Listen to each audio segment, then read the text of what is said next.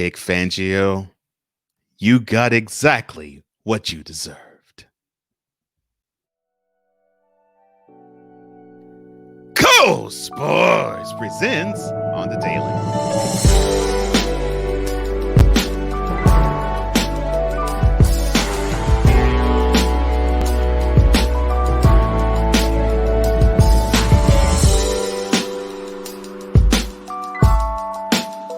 Well, VIP, we've made it through another week. Cole Johnson's live in the living color on the Daily on Tap, presented by Cole Sports. And subscribe to this particular channel if you want to have all the up-to-date or all the comprehensive sports news so you could be well abreast of all things in your family or in the pool, office pool, or at the pub. But that is for other matters. For this matter, let's get to what I want to talk about today, and that is Vic Fangio, the head coach of the Denver Broncos. And he had this stiff upper lip, tough man, rugged man approach to the 2020 season in the NFL. And he's like, COVID schmovid. However we move is how we move. We're going to deal with it, how we deal with it, but we're going to persevere. Well, all that is great. And also he said he's going to find out who the whiners are. But he was saying it in October about other teams. He also may have found that he has that same problem on his own team. What do I mean? Let me go a little bit further right here. Email Vic Fangio. CC the Denver Broncos. Subject of email: chickens coming home to roost. Body of email: this is simple, plain, and right to the point. Last month, we had to deal with, 2 months ago, we had to deal with Vic Fangio just simply being rugged and tough and stiff in being outraged with these cancellations of games. The Titans had an outbreak, and the Patriots-Broncos game had to be moved back because of the Patriots having a couple of people who came down with COVID-19. Well, it was a tinge of upset with Fangio when he was like, wait a minute, why do we have to suffer from this, so to speak? But he had the, we'll deal with it when we deal with it type of thing. And I'll go further with what he meant, because this is what he had to say. Quote, in a weird way, I'm kind of happy to see some of this stuff happen because you see who the whiners are and who can't handle adversity. And I'm going to try hard that the Denver Broncos don't fall into any of those categories. Close quote.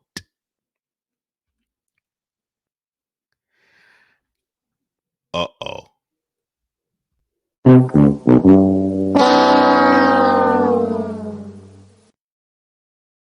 And why do I say uh-oh?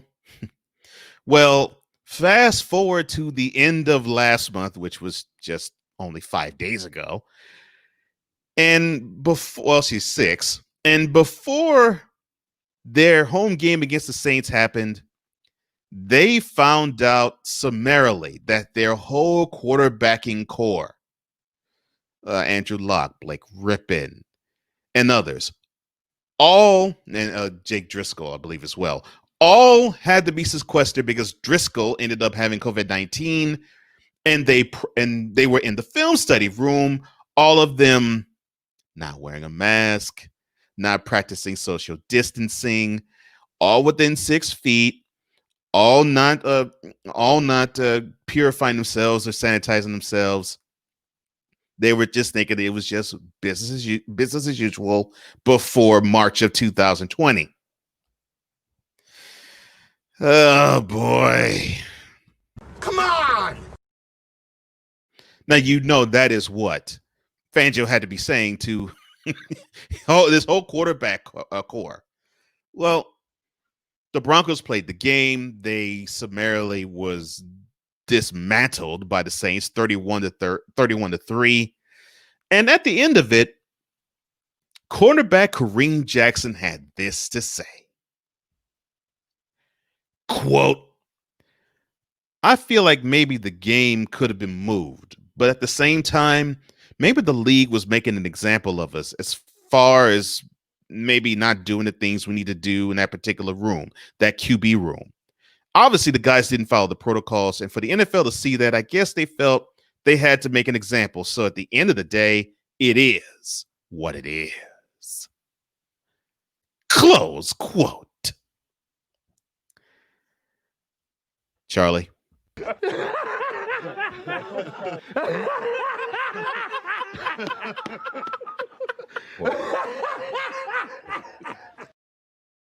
Kareem, you have your coach saying No! all throughout in his head throughout the game, and before then, and after then, and I know you heard an even louder No! when the wide receiver Kendall Hinton had his name called, and he had to climb under center to take those snaps. And so he bravely took those snaps. He went 1 for 9 with 2 interceptions and 13 yards in that 31-3 loss the Broncos took. Now, Kareem, I don't think the NFL wanted to make an example out of you. But I do believe your head coach basically begged to have this type of scenario happen because he just had the rugged, well, if we're going to go, we're going to go through with it all the way. No matter what, it's going to be next man up. Well, in your case, Kareem, Fangio said when he couldn't have Locke, next man up. Then when he couldn't have his backup, he said, next man up. And then when he couldn't have the third string quarterback, he had to go to the practice squad and say, practice squad QB, next man up. And it was all in the hands of Hinton, who probably hadn't played quarterback since high school, maybe college. But I'm not happy about anybody contracting COVID.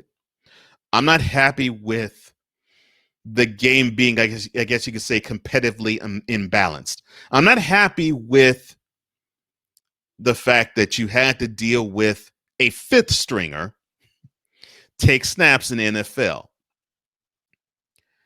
I'm happy with the fact that you cannot take this pandemic lightly. You cannot poo-poo it. You cannot shrug it off. You cannot brush it aside. This will mess your life up. And I just do not get the macho attitude from the NFL saying, well, we can brave this.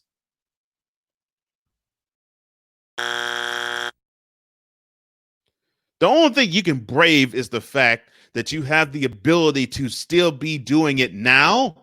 But when you have the ability to be a spreader of it all, then all you could do is just be happy 2 weeks in your own home. Of course. So how well can you be a contributor to your team, let alone society, when you have to put yourself out in a situation where you don't give a crap about social distancing, you don't give a crap about sanitizing, you don't give a crap about being 6 feet from the next person, because you're like Odell Beckham Jr. and that you can't get COVID because you have a relationship with COVID, you have an understanding with COVID, and COVID has a understanding and a relationship with you. I can't get COVID, and COVID doesn't want any parts to do with me. You for real? That is how most of the NFL players think, and it's going to ruin many of these teams. I mean, we are on the cusp, and we've had a game played where the game, which was supposed to be on Thanksgiving, didn't kick off for another 6 days because it was moved back 3 times, from Thursday night to Sunday afternoon, from Sunday afternoon to Tuesday night, and then from Tuesday night to Wednesday afternoon. And they had to get this game in because it had playoff implications for both squads. One is trying to hopefully get in the playoffs because currently they're out of it. The other is trying to keep pace, or I should say, keep ahead of the pace of the team that's behind them and the Chiefs and holding them off. So the NFL is in a pickle. And if you're not going to adhere to the protocols that are in place and you really just don't care that you're just going to contract the virus, that all you got to do is just simply spread it and just breathe, because you don't have to go or you don't have to do any of that. All you have to do is just simply catch the virus and subsist, because all you can do is just spread it because you exist and you got it in you. I think that is what you don't get, Fangio. You can have this stiff upper lip approach, but all your stiff upper lip is going to get you is fired, because it's showing that you do not have control of your locker room. And you can do like what I told earlier this week with Bruce Arians, and pass the buck to your players saying, well, hey, my stuff is fine. It's on them. Guess where the buck stops? It doesn't stop with the quarterbacks. It doesn't stop with anybody else. It stops with you, because you are in charge of the 53 players that suit up every Sunday and the practice squad players who help the 53 get ready for the game on Sunday. So you can stiff up your lip.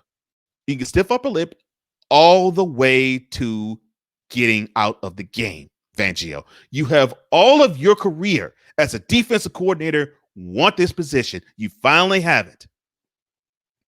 Now, man up and teach your men that they need to take better care of themselves, because you all will end up like how the Titans did in October and the Ravens have been this last week, hoping, wishing, and praying that this virus doesn't take you down with it. Cole Johnson, Cole Sports with a Z.com.